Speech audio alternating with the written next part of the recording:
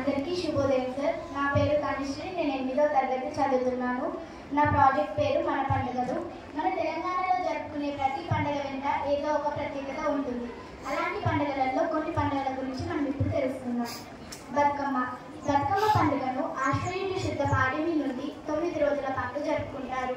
మన 2 తెలుగు రాష్ట్రాలు ఘనంగా జరుపుకునే పండుగలలో బతుకమ్మ కూడా ఒకటి. మొదటి రోజు ఎంగిలి పూల బతుకమ్మ, రెండవ రోజు అటుకుల బతుకమ్మ, మూడవ రోజు ముద్దపప్పు బతుకమ్మ, నాలుగవ రోజు నానబియ్యం బతుకమ్మ, ఐదవ రోజు అట్ల బతుకమ్మ, ఆరవ రోజు అలిగిన బతుకమ్మ, ఏడవ రోజు వేపకాయల బతుకమ్మ, 8వ రోజు వెన్నముద్దల బతుకమ్మ, 9వ రోజు సద్దుల బతుకమ్మ. ఈ చివరి రోజున బతుకమ్మని చాలా పెద్దగా పేరుస్తారు. ఈ 9 రోజుల పాటు బతుకమ్మ చుట్టూ తిరుగుతూ చప్పట్లు కొడుతూ పాటలు పాడుతూ బతుకమ్మ ఆడుతారు. బతుకమ్మ ఆడడం అయిపోయిన తర్వాత నీళ్ళల్లో బతుకమ్మను వేస్తారు. బతుకమ్మ అయిపోయిన 1 లేదా 2 రోజుల తర్వాత దసరా పండుగను జరుపుకుంటారు. దసరా పండుగను రాముడు రావణాసురుణ్ణి సంహరించినందుకు గాను దసరా పండుగను జరుపుకుంటారు. దసరా రోజున ఊరి మధ్యన జమ్మి చెట్టును పెడతారు.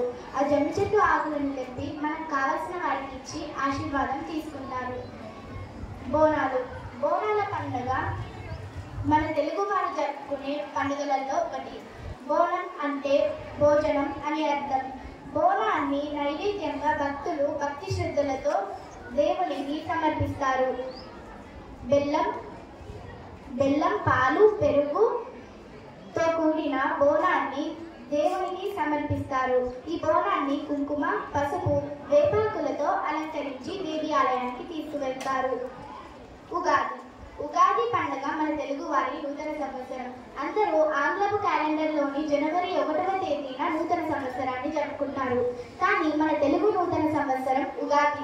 ఉగాది పండుగను చైత్ర శుద్ధ పాడ్యమి రోజున జరుపుకుంటారు.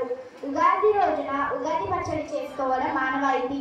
దాంట్లో మామిడికాయ, వేప పువ్వు, చింతపండు, ఉప్పు, కారం, బెల్లం వేసి చేస్తారు. ఉగాది పచ్చడిలో కారాన్ని, ఉప్పుని, బెల్లం తీపిని, మామిడికాయ వగరుని, చింతపండు పులుపుని, వేప పువ్వు చేదుని తెలియజేస్తుంది. వేప పువ్వు చేదుకు ప్రతీక, అంటే మన జీవితంలో ఉండే కష్టాలను సూచిస్తుంది. బెల్లం తీపికి ప్రతీక, అంటే మన జీవితంలో ఉండే సుఖాలను చూపిస్తుంది. ఉగాది పండుగ రోజున కొత్త వస్తువులను కొనడం, కొత్త పనులను ప్రారంభించితే మంచి జరుగుతుందని నమ్మకం. సంక్రాంతి పండుగను 3 రోజుల పాటు జరుపుకుంటారు. మొదటి రోజు భోగి పండుగ రోజున పొద్దున్నే లేచి భోగి మంటలు వేసి దాంట్లో పాత వస్తువులను కాలుస్తారు. రెండవ రోజు సంక్రాంతి. ఆ రోజునే సూర్యుడు మకర రాశిలోకి ప్రవేశించిన రోజు, అందుకే దానిని మకర సంక్రాంతి అని కూడా పిలుస్తారు. మూడవ రోజు కనుమని పశువుల పండుగ అని కూడా పిలుస్తారు.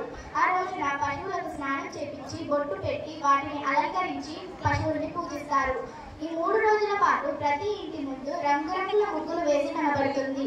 ప్రతి ఇంట్లో పిండి వంటల గుమగుమలు వస్తాయి. చిన్న పెద్ద తేడా లేకుండా గాలిపటాలను ఎగురవేస్తారు. దీపావళి పండుగ మన తెలుగువారు జరుపుకునే పండుగలలో ఒకటి.